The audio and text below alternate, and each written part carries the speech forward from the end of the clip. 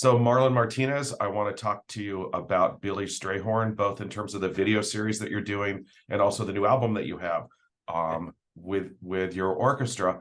But I want to start at the beginning of your awareness of Billy Strayhorn. When did you first become aware of who he was and what his contributions to music were?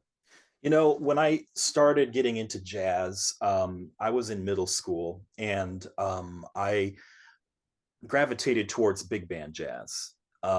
My parents knew that I was interested in it, so they bought me a lot of compilation CDs, before we started downloading music. And Duke Ellington's orchestra was always, one of the major names, one of the major acts, that was featured on these compilations. And so as the years went by and as I listened more and more to Duke Ellington, I started picking up on compositions that really resonated with me. I didn't know at the time that those particular compositions were Billy Strayhorn's compositions, like Isfahan, Chelsea Bridge, Clementine, all these other compositions, Rain Check. I didn't know. And so I was assuming it was just Duke Ellington's compositions and his music. Um, I remembered and watching some documentaries during middle school and high school about jazz history and Duke Ellington, and they would mention Billy Strayhorn, like the Ken Burns jazz documentary. Billy Strayhorn was definitely mentioned, and I saw, Billy Strayhorn's name would kind of pop up here and there, but it didn't really hit me until after college, after Colburn, which I studied there from 2009 to 2015. It was about 2015, 2016 when I said, I used to listen to older big band jazz from the 40s and 50s. Let me go listen back to some of that stuff I used to like, and I went back to Duke Ellington and I listened to the Nutcracker Suite, Such Sweet Thunder, and other orchestral suites and some just various things. And the Far East Suite, and I heard Isfahan, and I heard these compositions again. And I was like, wow, my ear had developed so much through school that I started to pick up on harmonies and chords and melodies that I really liked. And I was like, so these particular pieces sound a little different from Duke's pieces. So is this Billy Strayhorn? So I started to research those compositions and I found the name Billy Strayhorn, and I was getting very curious because I learned about his story being the lesser known, and I wanted to know more about him. And so, long story short, my one of my orchestration teachers, Joey Sellers, he let me borrow his copy of David Haydew's Lush Life book, and I read that, and I fell in love with Billy Strayhorn right then and there, and I learned about his story, and it kind of just went from there. From a musician's point of view, what do you think sets Billy Strayhorn apart, not just from other composers and arrangers, but also from Duke Ellington?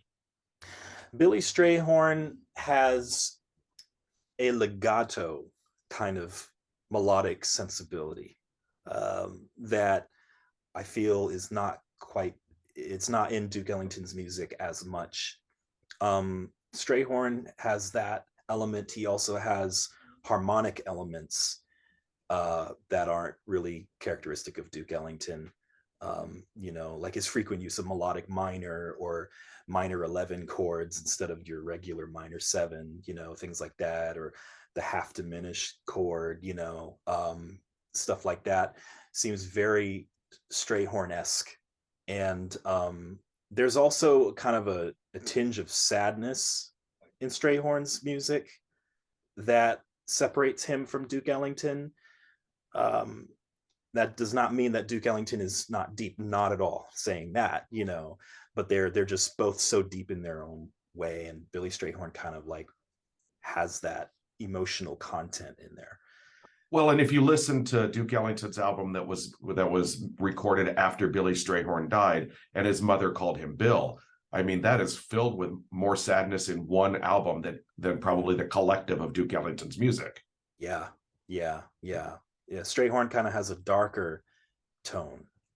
It's I sometimes refer to Billy as sort of like Duke Ellington's nighttime. It's like if Duke is the day, then Billy's kind of like the night, but the night could be bright, it can, it's like when the moon is out and it's nighttime, sometimes the sky is like a dark blue, or sometimes it's pitch black. And Billy kind of does that with the Ellington Orchestra.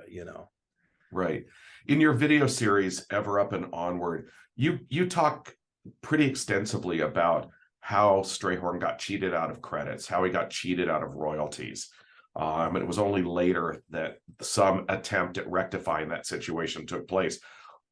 Is there any sense of why Billy Strayhorn wasn't more adamant about getting that credit, about getting those royalties? I think a few reasons.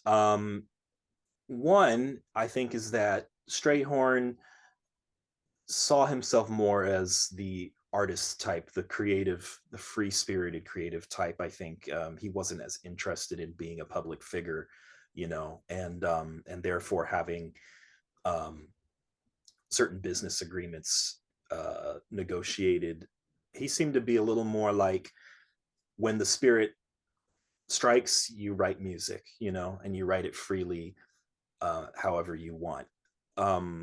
It just seems like Billy wasn't particularly interested in having the same name as Duke Ellington. Um, but then there are other factors. I think the fact that Strayhorn was Black and openly gay, I think, was also kind of put him in a tricky situation, I think, in terms of making himself known, or more like other people finding out about Billy Strayhorn. I feel like maybe he had some limits in terms of what he can produce as his own content, and known and get credit for. I think there could be a lot of scrutiny when you're that vulnerable in that kind of position that he was in. And so I think that um, I think there are those kind of more serious factors that go in there. Well, it's interesting because you talk about his vulnerability, and it's like, I can't imagine being self-aware at the age of 16 to write anything that would come close to Lush Life. Right. Right. And so he's vulnerable, certainly, but I mean, he was truly self-aware in a way that, a lot of people don't get to until way later in life, wasn't he? Right. Yeah. He had a lot of intuition at a young age, and he's just so special. Yeah, I will tell you that Lush Life is my favorite song of all time. It's like, without question, it's Lush Life, and then there's the rest of the pack. Right. And I got a chance to talk to Betty Levette about the song.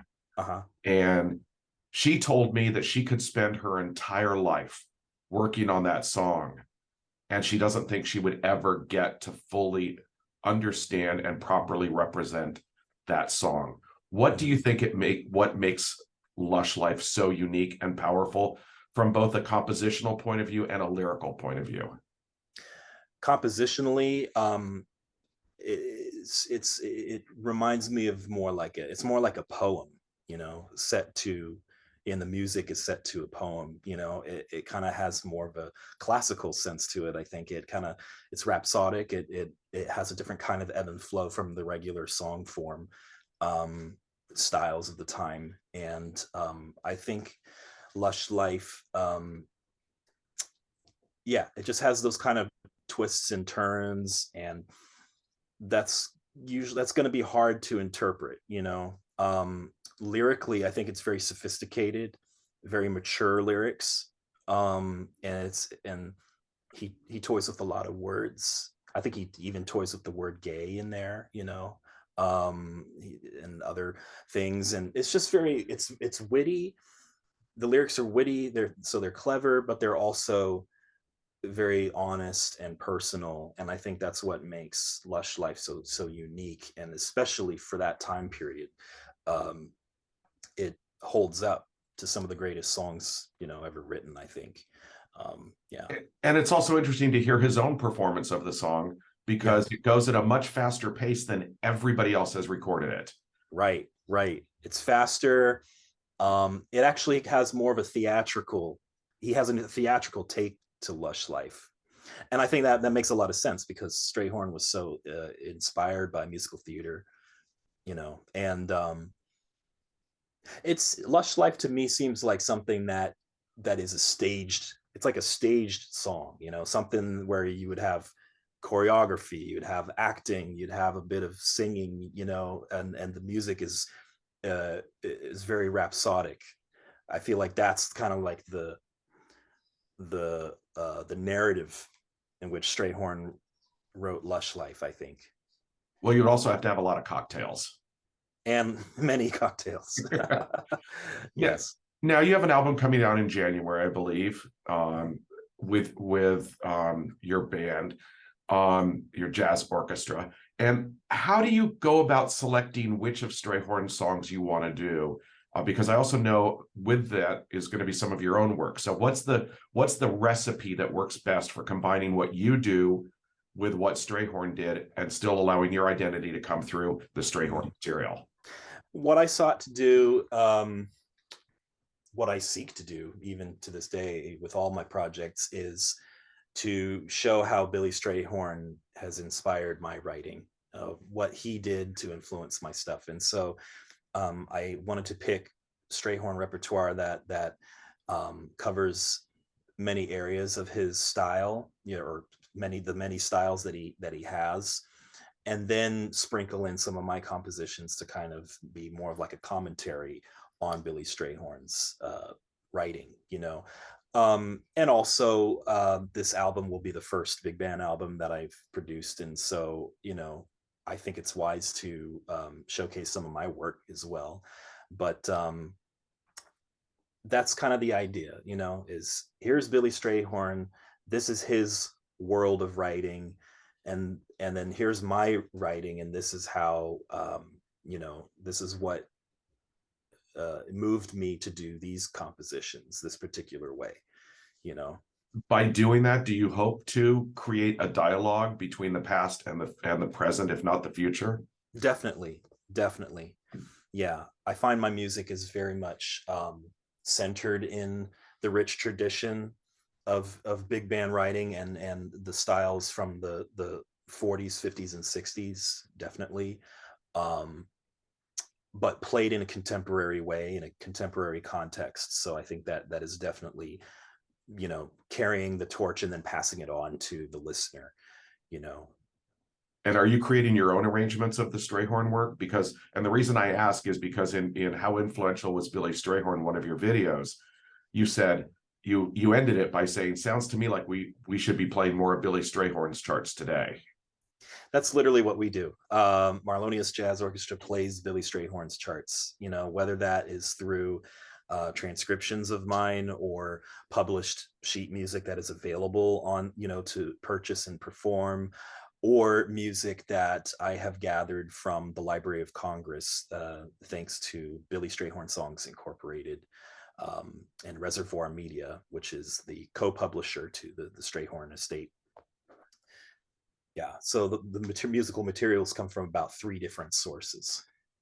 How deep is Billy Strayhorn's catalog of work? And if it is very deep, is this something that you can see pursuing, and sort of mastering throughout your career? Or is this just the Strayhorn time for you?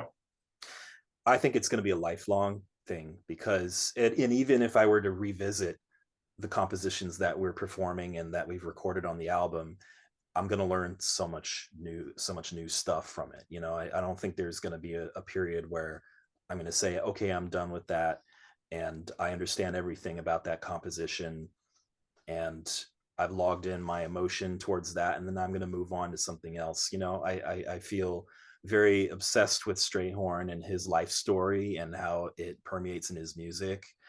And I just think there's so much to learn. There's so many different facets, to Billy Strayhorn in his big band arrangements. And yeah, so I definitely see it as a long-term thing. And his catalog is very large. And there are compositions that even to this day haven't been registered for copyright. And I haven't seen all of this music,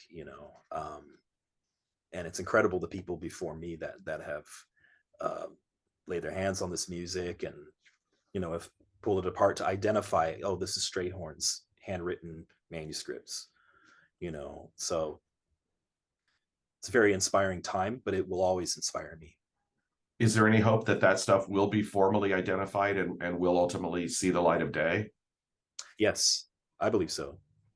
I believe so because Strayhorn's music, most of his personal collection is at the Library of Congress now. So people who are studying, musicologists and performers, educators, can all access Billy Strayhorn's music to learn from and recognize as his own stuff. A lot of his music is still in the Smithsonian, in Duke Ellington's collection. I have not seen his collection yet, but I did notice a lot of titles that are Billy Strayhorn compositions are still there. So I think there's probably some more work that needs to be done there, to transfer all of his scores back to the Library of Congress. But I think in time that will happen. Um, you're going to be performing at the Grammy Museum Yes. in the Clive Davis Theater. How the hell are you going to get your jazz band on in that space and not blow everybody's ears out? Because that's a small intimate room for a big band. I love small intimate rooms because you're right there with the brass instruments, with the keys on the woodwinds, like with the bass strings, the cymbals, everything is just kind of up in your face, and I like the atmosphere of, the audience being kind of on stage with the band, taking part in this oral experience, and to make matters even more complicated, I've requested that the saxophones are placed on the floor, so directly in front of the first row of chairs to make room for the brass and the rhythm section on stage. And so, it's definitely going to be a close experience, but there's nothing like hearing a big band play soft as well, and there are definitely soft textures in Strayhorn's music. A lot of Strayhorn's music, as you know, kind of has like um, how do I describe it? A smooth edge to his writing, So I think that's really gonna come out, I think, at the Clive Davis Theater. I'll probably still sit towards the back. And you may, you'll probably that's probably the best seat in the house because you'll get to hear acoustically how it works, in the big picture. Right, Sitting in the back is a great idea. right, right. Maybe I'll cut that part out so people don't take my seat. We'll see. Right, right. Um, I love the video where you talk about Strayhorn's love for Gershwin, Mhm. and we get to hear the way Strayhorn orchestrated Rhapsody in Blue for Yeah. Duke Ellington's orchestra. And it reminded me of what Marcus Roberts did in reimagining Rhapsody in Blue as a significantly bigger piece, using harmonies that Gershwin could never have known. And Strayhorn does the same thing in his own arrangement. These were not harmonies that were popular at the time that Rhapsody in Blue was written. And I'm wondering, how much do you think modern audiences need to hear something that has more modern sounds, more modern harmonics, more modern textures in an effort for them to embrace this material, or at least become aware of it and potentially seek out the originals? Like how important do I feel that Yeah, is? well, yeah. These modernizations, what Billy Strayhorn did for Duke Ellington and what Marcus Roberts did for his own band. Mhm. I mean, and it doesn't happen exclusively in Gershwin's music, but I sort of feel like it. There are all these reinventions or rethinking of works, and I'm wondering how much you think that's important for attracting an audience, or is it just a ploy to get a new copyright? Oh, I think it's very appealing and should draw audiences in, and audiences need to hear what you can do with music, what you can do with a great song. A great song and a great melody can go a million directions, and I think that's important because that teaches the listener that music doesn't have borders, and I think that music is a very um, it's a way of communicating. It's not just a listening thing, but it's a way of communicating something that the writer or the arranger is feeling about something, and it makes the writer and the arranger more human, to the listener when they recognize, oh, this person is expressing and trying to communicate this through these different colors. Oh, so I'm having a dialogue, a musical, artful dialogue with this writer. And that is, I think that's a very healthy value, you know? And I think that is part of the human experience, that is not just in spoken word, you know? Um, and so that helps music appear to be more important, which it really is. You know, I think that a lot of listeners don't appreciate music as much as they could, you know. Well, you also have to allow for the fact that you are an anomaly for your generation. I mean, the expectation would probably have been that hip hop would have been what was driving you because that was the music Sure. that was popular at the time. Sure. I Um, grew up with it, and you know, I've heard many songs and many pop albums and singles and things. And yeah, I just never um I respect it, and I learned a lot, and I do learn a lot from listening to artists of today, you know, who are very popular. And there's a lot of cool music out there right now, you know, and it's just that there's something about the colors and the expression and the textures that comes from Billy Strayhorn, you know, that I feel um, should be included. This is music, you know, and good music is all inclusive, you know, and um, just should bring people, more people together, I think. right, right. But there is something about this music that obviously resonates with you, resonates with me. There are, millions of people for whom this music resonates. So what is the challenge for you as a composer to create music that will resonate with people 60, 70 years after it was composed, the way that Strayhorn's music does for you? Could you reframe the question? What is the challenge for you as a composer in writing music that will resonate with people 3, 4, 5 generations from now, the way Strayhorn's music, resonated with you? Yeah, I think the challenge is, I think the main challenge is showing people that these chords and this type of instrumentation isn't old. You know, it's not a thing of the past or a memory. I'm not trying to be a cover band, you know, and I'm not trying to be a cover band in the way I write music either. You know, I think that what I write is contemporary music because I'm writing it, you know, and I feel that there's a stigma around jazz and big band music, especially, you know, that needs to be broken. And so, yeah, the challenge is in how do you make something that's genuinely what you want to write, you know, and not deter people from it thinking, oh, it's sounds like In the Mood or something, you know, or oh, Take the A Train. Oh, I don't know, I'd never heard that, but that sounds really old, you know, like no, this is timeless art music, you know. um it's challenging. And I think, and that's all I can really say, it is challenging. I don't have the I haven't found like the big answer here yet, you know, but I think the fact that I'm writing this music makes it appealing to people because I'm a young musician, a young musician of color, and I'm writing this music dedicated to the people in the past, you know, and presenting it today. And there's nothing wrong with that. And I think that there's hope, you know, and I think the younger generation too, coming after me, I think they're gonna appreciate it too because they like research, you know. So I think there's hope. Well, you just have to come up with an album, maybe the title would be The Individualism of Marlon Martinez. Perhaps. Because anybody who questions whether jazz music was viable, at the time that Gil Evans came out with that album, I mean, that sort of put everything on its head. So there's no reason you can't either. And all you have to do is follow Billy Strayhorn's own advice, which was if you want something hard enough, it just gets done.